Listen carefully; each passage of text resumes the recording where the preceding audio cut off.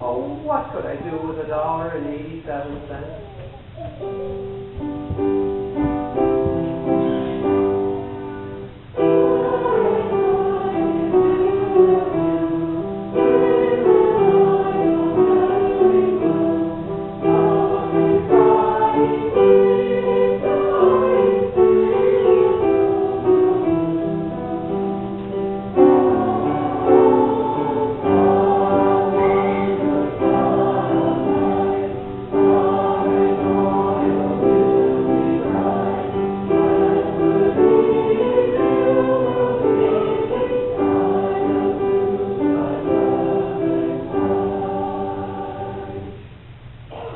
At 7 o'clock, the coffee was made, and the frying pan was on the back of the stove, hot and ready to cook up their supper.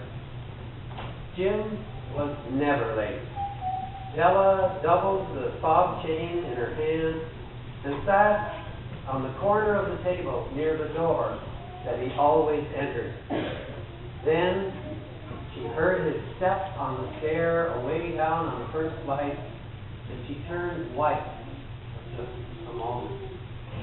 She had a habit of saying a little silent prayer about the simplest everyday things, and now she whispered, "Please, God, make him think I'm still pretty." The door opened, and Jim stepped in and closed it. He looked thin and very serious. Poor fellow, he needed a new overcoat, and he was without gloves. Jim stepped inside the door, as immovable as an Irish setter at the pheasant. His eyes were fixed upon Della, and there was an expression in them that she could not read. It was not anger, nor surprise, nor disapproval, nor horror, nor any of the sentiments that she had been prepared for. He simply stared at her fixedly, with a peculiar expression on his face. Della wriggled off the table and went for him. "Jim, darling," she cried, "I had my hair cut off and sold because I couldn't have lived through Christmas without giving you a present. It'll grow out again. You won't mind, will you? I just had to do it. My hair grows awfully fast. Say, Merry Christmas. Jim, you don't know what a beautiful gift I got for you." "You cut off your hair?" asked Jim laboriously, as if he had not arrived at that fact yet, even after the hardest mental labor. "I'm often folded," said Della. "I'm me without my hair, aren't I?" Jim looked around the room curiously. "You say your hair is gone," he said, with an air almost of idiocy.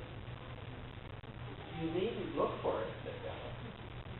"It's sold, I tell you. Sold and gone, too. It's Christmas Eve." Maybe the hairs of my head were numbered. She went on with sudden, serious sweetness. "But nobody could ever count my love for you. Shall I put the supper on the table, Jim?" Out of his trance, Jim seemed quickly to wake. He took his Della in his strong arms. $8 a week, or $1 million a year. What's the difference? A mathematician or a wit would give you the wrong answer.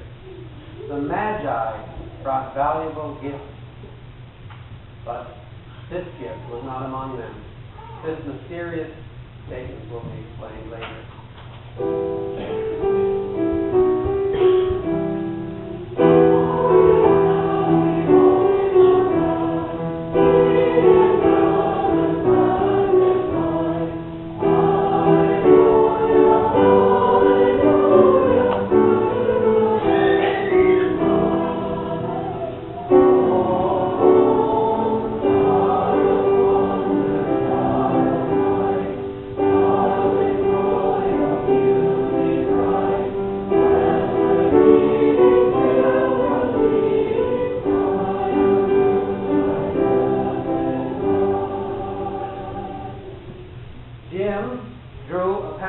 from his overcoat pocket, and he put it on the table.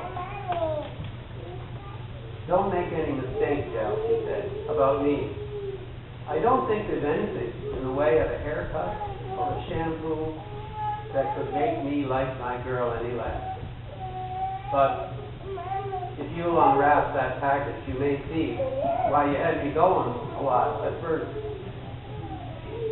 Nimble fingers tore at the string and paper, and then an ecstatic scream of joy, which shifted almost at once to hysterical tears and wails, needing the immediate use of all the comforting powers of the Kleenex box. For there lay the combs, the set of hair combs, side and back, that Della had worshipped long in the jewelry store window. Beautiful combs, pure tortoise shell with jeweled rims, just the shade to wear in the beautiful vanished hair. They were expensive combs, she knew, and her heart had simply craved and yearned over them without the least hope of possession. And now they were hers. But the shiny waves and curls of hair that should have adorned the comb she dreamed of were gone. Yet she hugged the combs to her chest, and at length she was able to look up with dim eyes and a smile and say, "My hair grows so fast, Jim." And then Della leaped up like a little startled cat and cried, "Oh, Jim!" Jim had not yet seen his beautiful present.